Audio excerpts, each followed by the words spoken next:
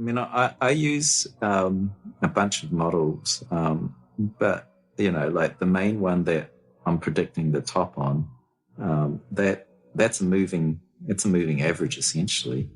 It's something what you know tech traders would call a mean reversion model. And that simply is a moving average. Like a lot of people use moving averages on the price chart. And when it starts to run away from the moving average, you tend to think of that as being overheated. It's going to come back to that average because things have accelerated so quickly. And if we have the same sort of quarter that we had in the first quarter, it seems too fast. And that would normally spell the bear market.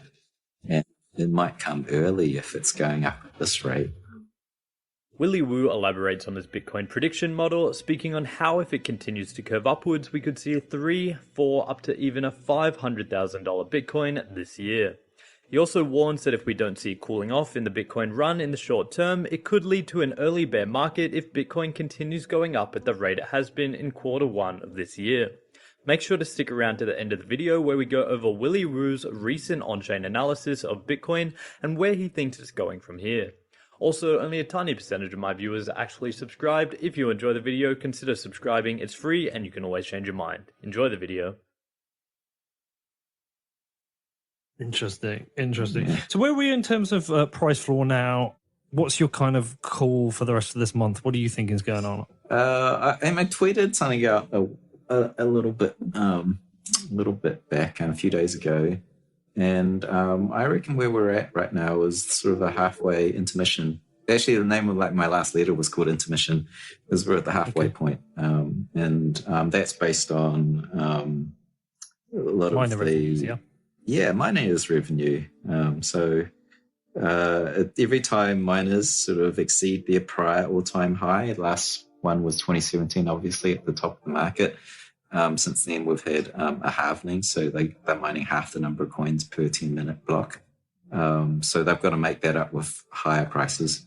And we just kind of passed through that zone at the weeks, a few weeks ago where we went into this consolidation band. If you look at whenever they go through this zone, price goes through like a consolidation. And if you remember the double pump of 2013 on the charts, that was a what was that? That was that big sort of run up, and then it corrected, I think 93%. But if you were tracking the minute chart, but people thought that was a bear market, but that was actually the consolidation of 2013 because it was such a volatile asset. And we saw the same thing in 2017. We had that first major dip. Looking at that what is it? It was around the 2,500 zone. We went through this big consolidation. That marked the sort of a halfway point before we ran up again.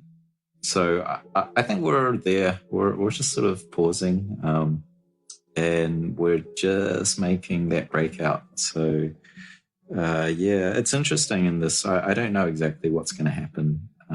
How the price chart will shape till the end of this year, because things have accelerated so quickly.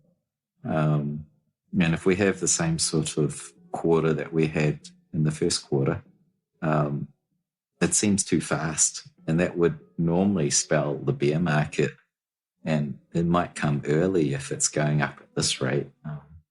According to some it might come because it becomes unsustainable, and once you enter a bear market, people get spooked. Whereas if it's more sustainable, you might get to those higher prices. Yeah, I use a bunch of models, but like the main one that I'm predicting the top on, it's a moving average essentially. It's something what tech traders will call a mean reversion model. And that simply is a moving average. Like a lot of people use moving averages on the price chart. And when it starts to run away from the moving average, you tend to think of that as being overheated, and it's going to come back to that average. And this is a special one, which it's not rocket science. It's essentially the all-time moving average. It's the cumulative moving average, like the entire average for the entire price of Bitcoin since year dot. It uses that as a metric, and it happens to have hit every single top that we've had in the history of Bitcoin, which is and so if you measure that line, it gives you an upper bound of where we can hit before it's got to come back down. So the longer this bull market runs, the higher that top can go. And right now it's so fast. What's the range you've got it in then? Is it like is that the chart I saw where you've just kind of splintered it off at the end? It's like 2, 3, 4, 5. Yeah. So right now it's on track to go above 300. Normally this line, the top cap model, it curves upwards near the end of the year. And so if it goes straight line at 300,000, if it starts curving up, we're going to hit 400, 500. I don't know how high it'll go, but I haven't got a read of how hard it's curving up yet, right? So, gosh, I have no idea. Like, I mean, I have this, it's really great because, Plan B sitting there with his stock to flow model, which gives a hard number of 288,000, right? And mine is like, I don't care. As more money piles in, this line keeps moving up. It's a moving target. So, but, even that 288 target, you'll see that it always overshoots its fair valuation based on scarcity. It's based on that model. It overshoots. So if it's 288, it goes to 3, 4, even 5. It kind of fits his model because we overshoot and we come back down on the other side of it. So there's Willy Woo speaking on how if his model continues to curve upwards, we could see a $400,000 or even $500,000 Bitcoin. Also, interesting point he makes is that the market needs to cool off if the bull market is to extend. Puts the most recent dip into perspective. Now here's Willy Woo on how $100,000 will present a huge psychological barrier to the Bitcoin price.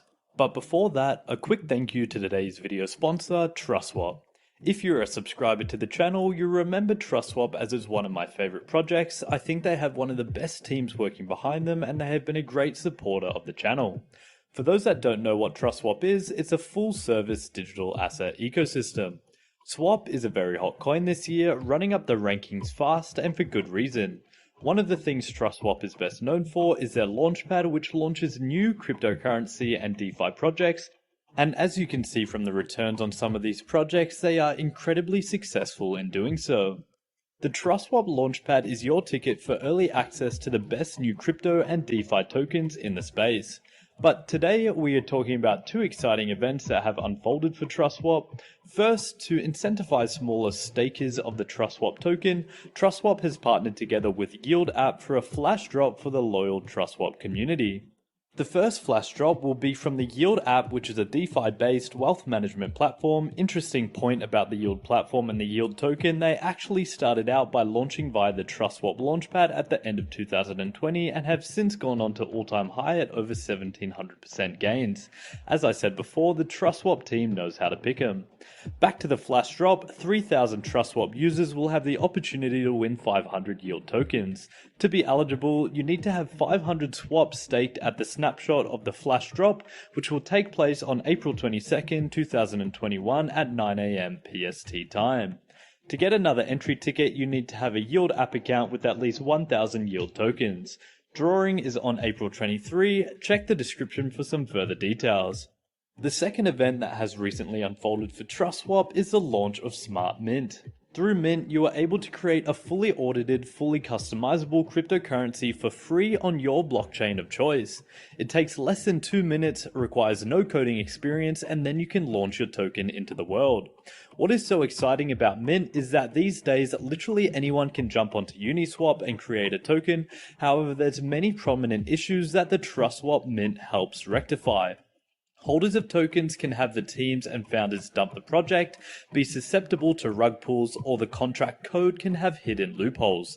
Now, with TrustSwap Mint, you can create a fully audited token within minutes for $0 in fees. It's so simple, and as you can see, there is total customization, able to change if the token is inflationary or deflationary, the staking rewards, and how much is locked up.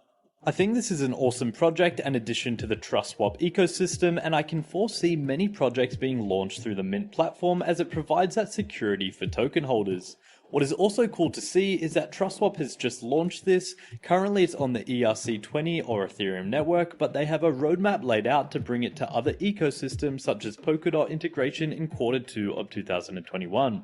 So this is really cool to see. It's taken the complexities and created an efficient and streamlined token creator. I can foresee this becoming popular with influencers or creators wanting to launch their own crypto project.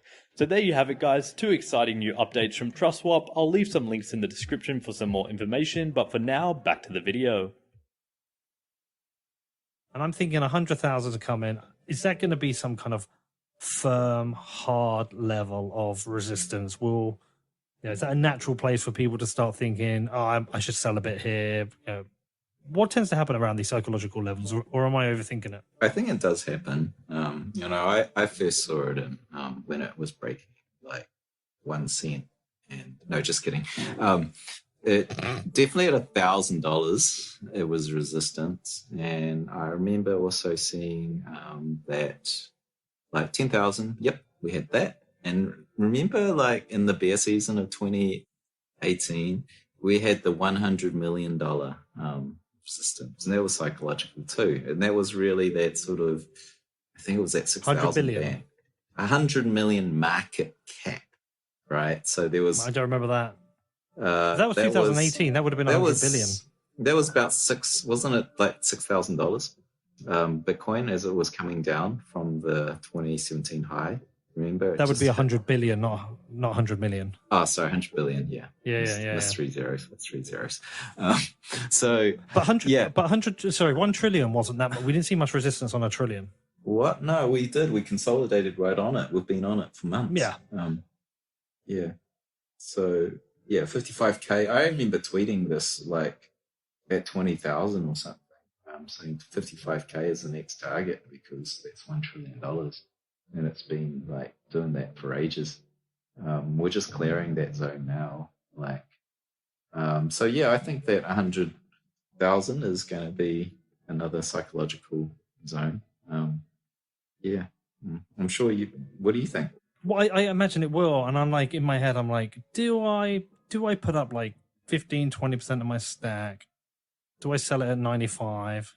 See if it bounces off, drops down 20-30%, rebuy. Or am I just being a moron and probably going to screw it up and lose Bitcoin? And I'm most probably not going to do that.